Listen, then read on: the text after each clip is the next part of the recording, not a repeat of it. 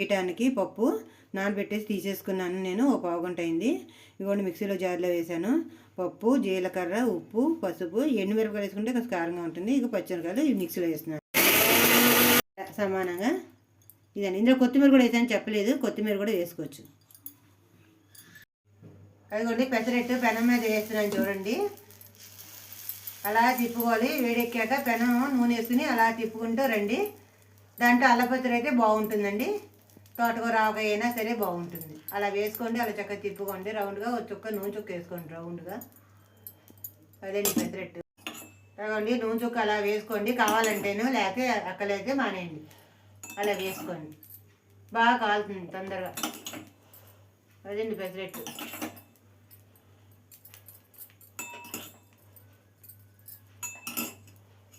తిరిగేసుకోండి నిదానంగా. అలా అట్లగాడ పెట్టి స్టీల్ అట్టగాడితో నిదానంగా ఊడిపోకుండా జాగ్రత్తగా రౌండ్గా తిప్పు అలా తిరిగేసుకోండి. ఇంకా ఎర్రగా కావాలంటే ఉంచుకోండి. ఇంకా ఎర్రగా కావాలంటే కాల్చుకోండి.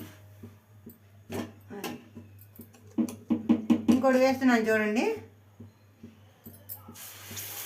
అలా వేసి మళ్ళీ అలాగే తిప్పుకోండి. సన్నగా చక్కగా జాగ్రత్తగా తిప్పుకుని చుట్టూరా నూనె వేసుకుని అలా వేసుకుంటే చక్కగా మీకు ఎంత పొడుగు కావాలంటే అంత రౌండ్గా, ఎంత పెద్దది కావాలంటే అంత పెద్దదిగా వస్తుంది. ఎక్కువ వేసుకోకండి. ఎక్కువ లైట్గా వేసుకుంటే చాలు నూనె.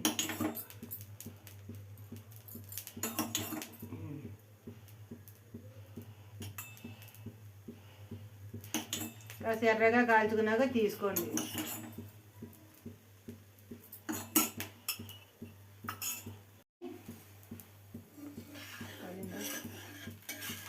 అలా తిప్పుకోండి మళ్ళా. అలా ఎర్రగా కాల్చుకోండి. ఇప్పుడు తిప్పాం కదా, అలా ఎర్రగా కాల్చుకోండి వెనకాల వైపు కూడా. ఇదిగోండి ఇలా వేసుకోండి. పెసరట్టు వేసుకుని ఇదిగోండి దీంట్లో అల్లపచ్చడి ఇలా చక్కగా ఇదిగోండి ఇలా చక్కగా అద్దుకుని తినండి. ఇది పెసరట్టు అల్లపచ్చడి అండి.